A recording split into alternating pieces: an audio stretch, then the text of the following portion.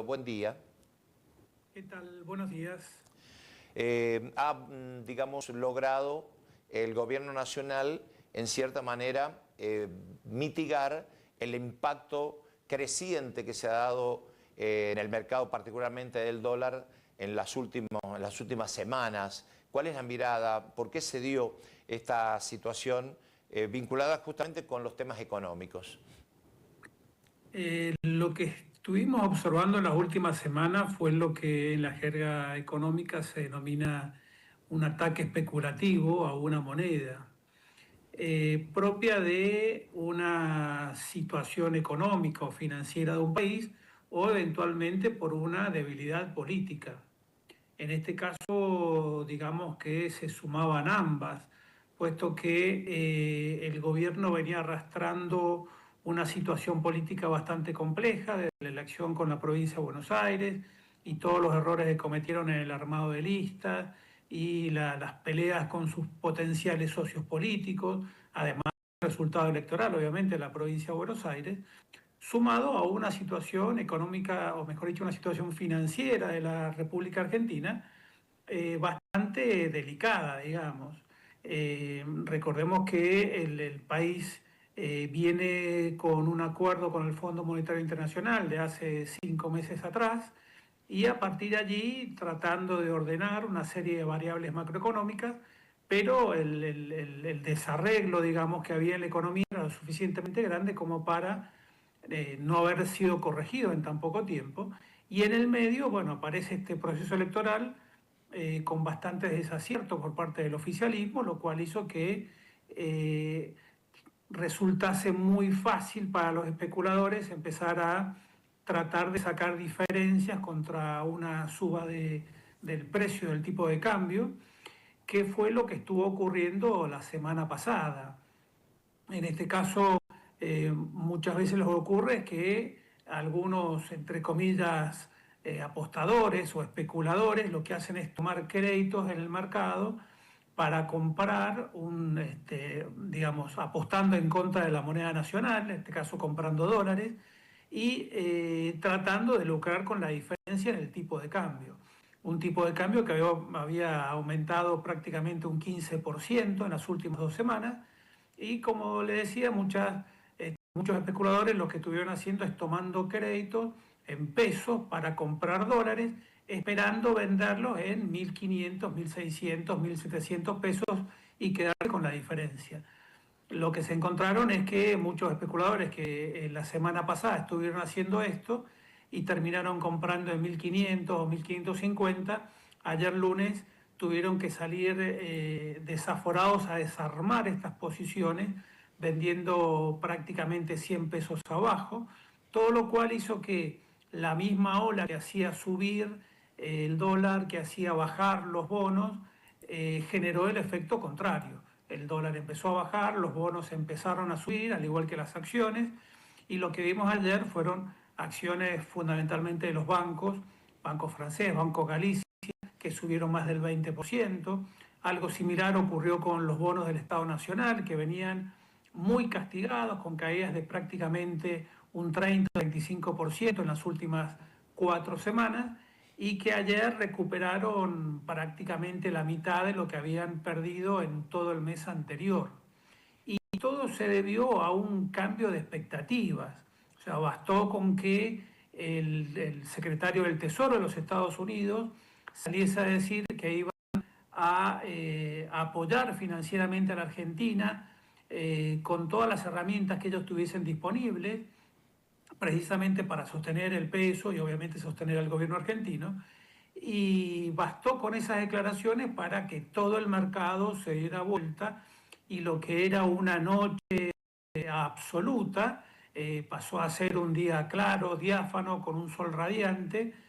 prácticamente de un día para el otro, digamos. El viernes, que fue un desastre, a ayer lunes, que vimos cómo los mercados reaccionaron de una forma increíble, todo lo cual hace pensar que evidentemente esto fue un ataque especulativo contra el peso argentino, que bueno, obviamente muchos de los que apostaron en contra terminaron perdiendo. También la suspensión de las retenciones al agro, entiendo que le dieron un oxígeno paralelo, ¿no?, en la búsqueda de dinero fresco, porque hay un limitante que es el tiempo y hay también un volumen, un número que tienen que liquidar justamente los actores del campo, y esto ha favorecido evidentemente a esta situación de capturar dólares. Sí, en realidad el gobierno tomó dos medidas adicionales. Una fue la que vos comentas de eliminar las retenciones a las exportaciones de granos y de carne hasta el 31 de octubre. Eh, no liberarlas absolutamente, sino poniendo una suerte de cupo hasta llegar a alrededor de 7.000 millones de dólares, que es lo que necesita el gobierno. Precisamente porque el año que viene tiene vencimiento por ese monto, y un poco lo que se estaba poniendo en tela de juicio es si el Estado Nacional iba a estar en condiciones de cancelar esas deudas por vencimiento de bonos que tenía en el mes de enero y en el mes de julio. En realidad esos dólares todavía no ingresan porque la medida se tomó en el día de ayer, y seguramente los dólares van a empezar a entrar a lo largo de esta semana y de la semana próxima. Pero el simple anuncio ya hizo entrever que el apoyo de Estados Unidos, más estos alrededor de 7.000 millones que esperan que ingresen en las próximas semanas, más una suba en la tasa de interés por los préstamos que el Banco Central les otorga a los bancos, una tasa que en la jerga financiera se denomina repo, que es un mecanismo para proveer de liquidez a los bancos, que está operando en torno al 33-35%. Ayer lo subieron al 43%, de forma tal de restar pesos en la economía. Entonces estos tres elementos se conjugaron para realmente tener un recupero muy pronunciado de prácticamente todas las variables financieras. De cara a eso, Eduardo, ¿se puede mantener estas condiciones hasta el 26 de octubre? ¿O está atado también a esta visita de Milei? Ya llegó a Estados Unidos y mañana se va a reunir o esta tarde creo que se reúne con Donald Trump para analizar un apoyo por parte del Tesoro estadounidense que se muestra favorable, evidentemente. Sí, en realidad, a ver, la economía o digamos, los elementos que tiene la economía argentina para solventar el cumplimiento de sus obligaciones financieras son más que elocuentes. Tengamos en cuenta que Argentina tiene la segunda región pampeana más grande del mundo, tiene la tercera reserva de oil más grande del mundo, tiene las reservas de litio más grandes del mundo, tiene algunos de los yacimientos de cobre más grandes del mundo, todos proyectos o sectores de la economía que en este momento están operando, están trabajando, algunos ya como la Pampa Húmeda, digamos, es algo histórico para la Argentina, toda la parte del shale oil de Vaca Muerta se viene desarrollando a pasos agigantados, y el resto de lo que tiene que ver con la minería está en una etapa de proyecto preliminar, pero que tiene mucho potencial. O sea que desde el punto de vista económico, Argentina no debería tener problemas en el futuro. Lo que tiene son problemas en el presente, y en este caso no son problemas económicos, sino problemas de tipo financiero. O sea, Argentina tiene mucho por cobrar, pero en realidad tiene que pagar ahora. Tiene vencimientos a corto plazo, en los próximos 4 o 5 meses. Entonces, de lo que se trata es de generar esos puentes entre el presente y el futuro, que es un poco lo que están haciendo con este apoyo por parte de Estados Unidos, y bueno, ir tratando de tomar medidas para que la coyuntura no tire por el suelo todo lo que se ha venido construyendo en estos últimos 2 años, en donde gran parte de la ciudadanía se ha tenido que sacrificar para tratar de reconvertir un modelo productivo en donde todos estos proyectos realmente puedan crecer. Pero lo que hemos estado viendo en las últimas semanas